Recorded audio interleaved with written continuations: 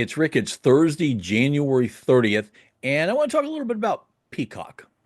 Comcast had their conference call today, and I think really by sort of any way that you look at it, it was not a particularly great time for Comcast. Their movie business is doing very well. Everything else, meh. They continue to shed customers on the cable side, on the TV side. Broadband is holding up okay-ish. But Peacock is their streaming service. I don't know how else to describe it except just struggling. And just to put this in context, any streaming service, any subscription video on demand service, really it gets down to a couple of different numbers, right? Okay, how many subscribers do you have? What's the average revenue you're getting per user? That's your pool. That's your everything comes out of that money, right? Your content spend, your marketing, and if you have anything left over, that's your profit. I mean, this is really a super simplistic way of looking at it, but it's an easy way to frame this thing, right?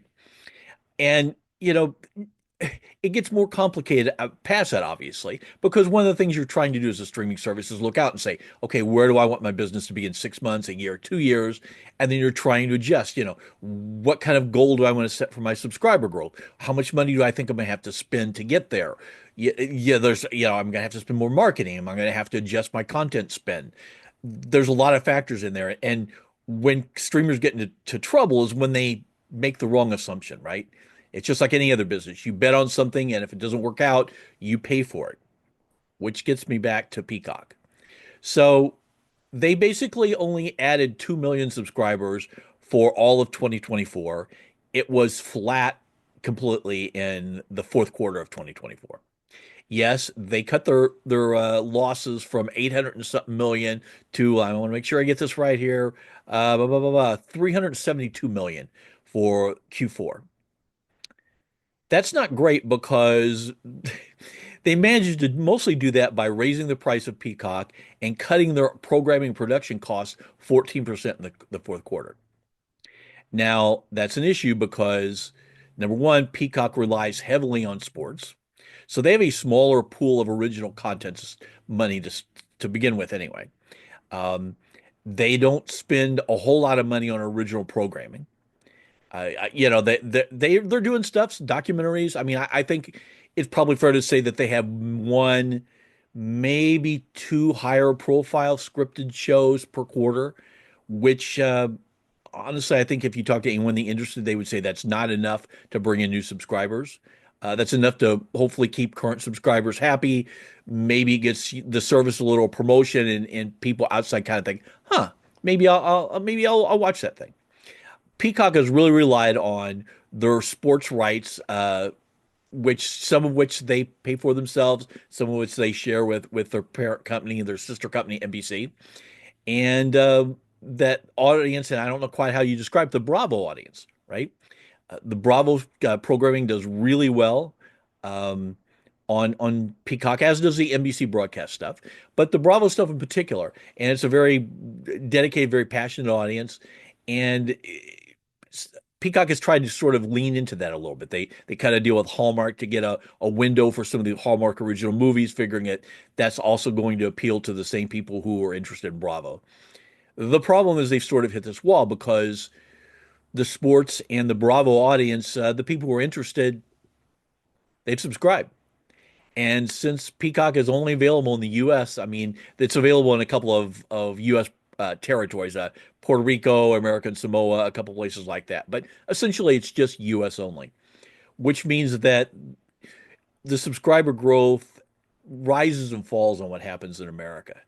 And they're in this spot now where it's hard to see where they go. The executives at Comcast really touted the fact today that they have NBA basketball coming online next year, which is a big deal and potentially might bring in some new subscribers.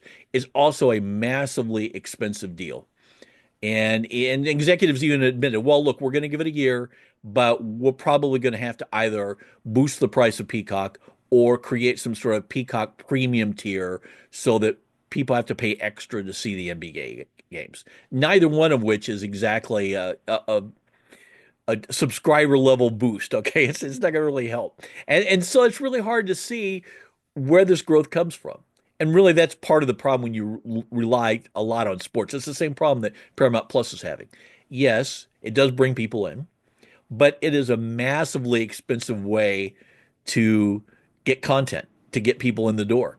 And this is content that you don't own. It airs once, it streams once, and bang, it's gone.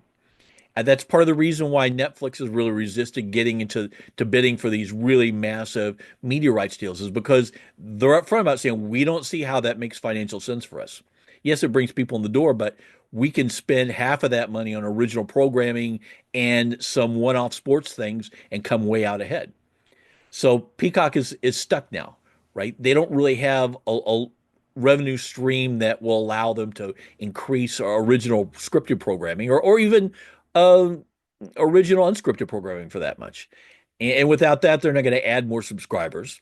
They're going to add a little bit more through the NBA deal, but it remains to be seen if it's enough to really at least get them to, well, not profitability, at least to breaking even.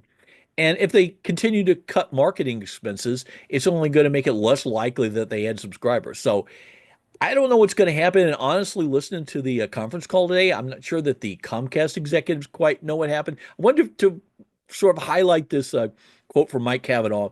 He said, "We're not only running a Peacock only strategy, we're running a broadcast plus streaming strategy." I have no idea what that means. That's like one of those quotes where someone says, "Well, we're going to make fewer products, but they're going to be better."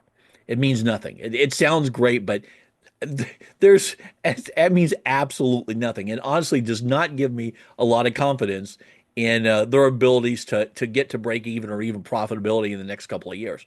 And Peacock has just lost massive amounts of money. You know, as I said, they're similar to Paramount Plus sort of in their business model and their approach. Um, and there's always this talk of, well, maybe the two of them will combine together somehow and create some sports streaming rights powerhouse. And but they're both losing money. Both of them don't seem to be anywhere close to turning that around. So combining the two, I won't call them losers, but two underachievers into one big underachiever doesn't really seem like a winning strategy. But hey, what do I know? Anyway, I think it's a really interesting situation.